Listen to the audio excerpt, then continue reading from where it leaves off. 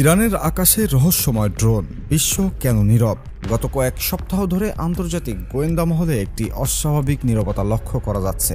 কেউ কিছু বলছে না, কোনো দেশ থেকে কোনো অফিসিয়াল বিবৃতি আসছে না, অথচ মধ্যপ্রাচ্যের আকাশে এমন কিছু ঘটে চলেছে যা বিশ্বের শক্তিশালী দেশগুলোকে একেবারে চুপ করে দিয়েছে। প্রশ্ন হলো, ঠিক কি সেই জিনিস যেটা দেখে আমেরিকা থেকে ইসরায়েল কেউ মুখ খুলছে না? কি সেই ভয় যা পশ্চিমা বিশ্বের সামরিক বিশ্লেষকদের রাতের ঘুম কেড়ে নিয়েছে? ইরানের আকাশে এখন এমন কিছু উড়ছে যেটাকে কেউ স্পর্শ করার সাহস পাচ্ছে না। আর এই নীরবতাই আসলে সবচেয়ে বেশি কথা বলছে। যখন বড় বড় দেশ চুপ থাকে তখন বুঝতে হবে কিছু একটা অনেক গভীর ঘটে চলেছে। সেই গভীরতার দিকে আজ আমরা একটু নজর দেব। খবরটা প্রথম বেরিয়ে আসে কিছু বেনামি গোয়েন্দা সূত্র থেকে। তারা জানায়, ইরানের আকাশে একটি অত্যন্ত উন্নত মানের ড্রোন নিয়মিত উড়ছে।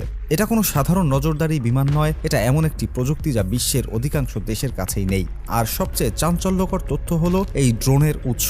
এটা এসেছে এমন এক দেশ থেকে যাকে বিশ্বের কেউ সরাসরি চ্যালেঞ্জ করতে সাহস করে না। সেই দেশের নাম উত্তর কোরিয়া। ড্রোনটির নাম ডিপ আর্ক ইউএভি। এই নামটি শুনলে হয়তো অনেকের কাছেই অপরিচিত মনে হবে, কারণ উত্তর কোরিয়া এটিকে এতটাই গোপনে তৈরি করেছে যে পশ্চিমা গোয়েন্দা সংস্থাগুলো প্রথম দিকে এর অস্তিত্ব সম্পর্কেই জানত না। আমেরিকার মতো দেশ যারা সারা বিশ্বে চোখ রাখে, তারাও এই প্রজেক্ট সম্পর্কে অন্ধকারে ছিল দীর্ঘদিন। আর এখন যখন এই ড্রোন প্রকাশ্যে এসে গেছে, তখন সবাই বুঝতে পারছে কতটা পিছিয়ে পড়েছে তারা। উত্তর কোরিয়া বরাবরই একটি রহস্যময় দেশ। তারা কখনো প্রকাশ্যে কথা বলে না, তারা নীরবে কাজ করে। আর যখন তারা কিছু করে তখন সেটা হয় চমকপ্রদ। এবারও তার ব্যতিক্রম হয়নি। তারা এমন এক চাল দিয়েছে যা পুরো মধ্যপ্রাচ্যের সামরিক হিসেবকে নতুন করে লিখতে বাধ্য করছে। তারা তাদের সবচেয়ে আধুনিক গোয়েন্দা ড্রোন পাঠিয়ে দিয়েছে ইরানের মাটিতে।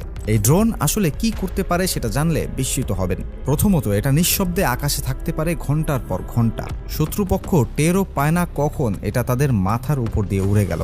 এটা উচ্চ রেজুলেশনের ছবি তুলতে পারে যা সাধারণ স্যাটেলাইট ইমেজের চেয়েও অনেক বেশি স্পষ্ট। শত্রুপক্ষের সামরিক ঘাঁটি কোথায় আছে সেটা মুহূর্তের মধ্যে চিহ্নিত করে ফেলতে পারে। এমনকি প্রয়োজনে এই ড্রোন থেকে সরাসরি হামলাও চালানো সম্ভব। কিন্তু এর সবচেয়ে ভয়ঙ্কর ক্ষমতা হলো এটি শত্রুপক্ষের রাডার সিগন্যাল ব্লক করে দিতে পারে। মানে শত্রু দেশগুলো যদি নিজেদের মধ্যে কোনো যোগাযোগ করতে চায়, এই ড্রোন সেই সিগন্যাল ধরে ফেলে। তারপর সেই তথ্য সরাসরি ইরানের সামরিক সদর দপ্তরে পাঠিয়ে দেয়। মানে যুদ্ধ শুরু হওয়ার আগেই ইরান জেনে যায় কে কার সাথে কি কথা বলছে, কোন দেশ কি পরিকল্পনা করছে।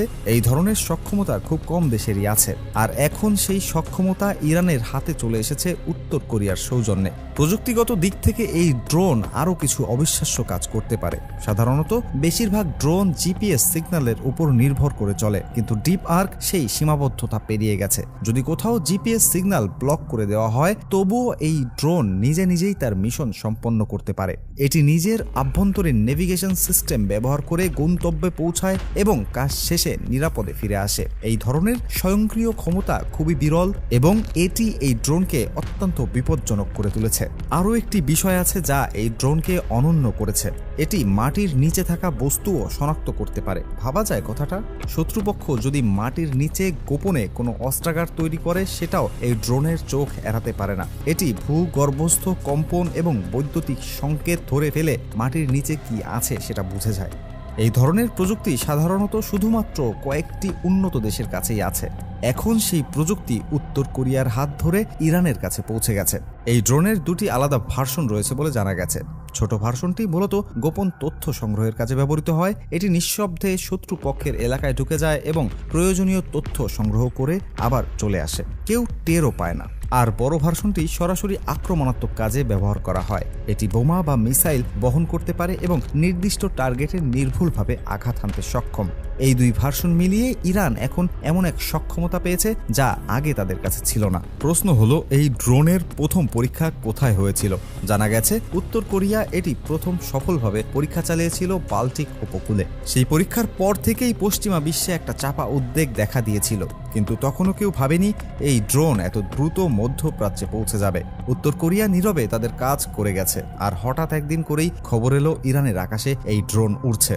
এই খবর পশ্চিমা বিশ্বকে নাড়া দিয়ে গেছে, কারণ ইরান তো আগে থেকেই একটি শক্তিশালী সামরিক দেশ। তাদের নিজস্ব মিসাইল প্রযুক্তি আছে, ড্রোন প্রযুক্তি আছে, কিন্তু এখন তাদের সঙ্গে যুক্ত হয়েছে উত্তর কোরিয়ার এই অত্যাধুনিক গোয়েন্দা বিমান। এটা মানে শুধু একটা ড্রোন যোগ হওয়া নয়, এটা মানে পুরো শক্তির সমীকরণ বদলে যাওয়া। এখন প্রশ্ন হলো, কেন কেউ এই ড্রোন নামাচ্ছে না? ইসরায়েল তো মধ্যপ্রাচ্যের সবচেয়ে শক্তিশালী বিমান বাহিনী রাখে, তারা কেন চুপ? আমেরিকা, যাদের পুরো অঞ্চলে সামরিক ঘাঁটি আছে, তারা কেন কিছু বলছে না? ব্রিটেন বা ফ্রান্সের মতো দেশ যারা মধ্যপ্রাচ্যের স্বার্থ রাখে, তারা কেন নীরব? উত্তরটা খুব সহজ। সবাই জানে এই ড্রোনে হাত দেয়া মানে উত্তর কোরিয়াকে সরাসরি চ্যালেঞ্জ করা, আর উত্তর কোরিয়াকে চ্যালেঞ্জ করার পরিণতি কি হতে পারে সেটা বিশ্ব আগেও দেখেছে। তারা পারমাণবিক শক্তিধর দেশ, তাদের হাতে এমন অস্ত্র আছে যা গোটা অঞ্চলকে ধ্বংস করে দিতে পারে। তাই কেউ ঝুঁকি নিতে চাইছে না, সবাই চুপচাপ দেখছে।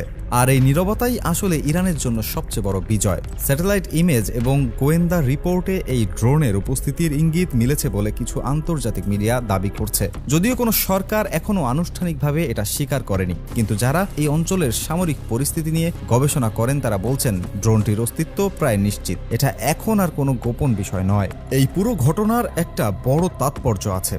ইরান এতদিন মধ্যপ্রাচ্যে একা লড়াই করেছিল, আমেরিকা এবং তার মিত্ররা একদিকে, ইরান অন্যদিকে। কিন্তু এখন সেই সমীকরণ বদলে যাচ্ছে। রাশিয়া আগে থেকেই ইরানের পাশে ছিল, এখন উত্তর কোরিয়াও প্রকাশ্যে তাদের সমর্থনে এগিয়ে এসেছে। এই ড্রোন পাঠানো আসলে একটা সরাসরি বার্তা। সেই বার্তাটা হলো ইরান আর একা নয়। যদি কেউ ইরানকে আক্রমণ করে তাহলে তার জবাব শুধু ইরানই দেবে না, সেই জবাবে উত্তর কোরিয়ার ছায়াও থাকবে। এই বাস্তবতা এখন সবার কাছে পরিষ্কার হয়ে গেছে। আর এই কারণেই পশ্চিমা বিশ্ব এত চিন্তিত। তারা বুঝতে পারছে মধ্যপ্রাচ্যে তাদের আধিপত্য এখন আর আগের মতো নেই। নতুন খেলোয়াড়রা মাঠে নেমে এসেছে, আর তাদের হাতে কার্ড অনেক শক্তিশালী। এই ড্রোন আসলে শুধু একটি মেশিন নয়, এটি একটি প্রতীক। উত্তর কোরিয়া এবং ইরানের মধ্যে সম্পর্কের প্রতীক, পশ্চিমা আধিপত্যের বিরুদ্ধে প্রতিরোধের প্রতীক। এই প্রতীক এখন ইরানের আকাশে উঠছে দিনের পর দিন, আর বিশ্ব তাকিয়ে দেখছে অসহায়ের মতো। বিশ্লেষকরা বলছেন এই ড্রোনের কারণে মধ্যপ্রাচ্যে যুদ্ধের সম্ভাবনা কমতে পারে, আবার বাড়তেও পারে। কমতে পারে এই কারণে যে পশ্চিমা দেশগুলো এখন ইরানকে আক্রমণ করতে দুবার ভাববে। বাড়তে পারে এই কারণে যে ইরান এখন আগের থেকে অনেক বেশি শক্তিশালী ও আত্মবিশ্বাসী হয়ে উঠেছে। এই আত্মবিশ্বাস তাদের আরো আক্রমণাত্মক করে তুলতে পারে। যেভাবেই হোক, একটা বিষয় পরিষ্কার, ইরানের আকাশ এখন আগের চেয়ে অনেক বেশি সুরক্ষিত। শুধু নিজেদের অস্ত্রের কারণে নয়, রাশিয়া এবং উত্তর কোরিয়ার প্রযুক্তিগত সহায়তার কারণেও। এই তিন দেশ মিলে যে জোট তৈরি হচ্ছে সেটা পশ্চিমা বিশ্বের জন্য মাথা ব্যথার কারণ হয়ে দাঁড়িয়েছে। আগামী দিনগুলোতে এই পরিস্থিতি কোন দিকে মোড় নেয় সেটা দেখার বিষয়। কিন্তু এই মুহূর্তে একটা কথা নিশ্চিতভাবে বলা যায়, ইরানের আকাশে যে রহস্যময় ড্রোন উঠছে সেটা বিশ্ব রাজনীতির হিসাব নিকাশ বদলে দিয়েছে। আর এই বদলে যাওয়া হিসাবের সাথে খাপ খাওয়াতে পশ্চিমা বিশ্বকে এখন অনেক কাঠখড় পোড়াতে হবে।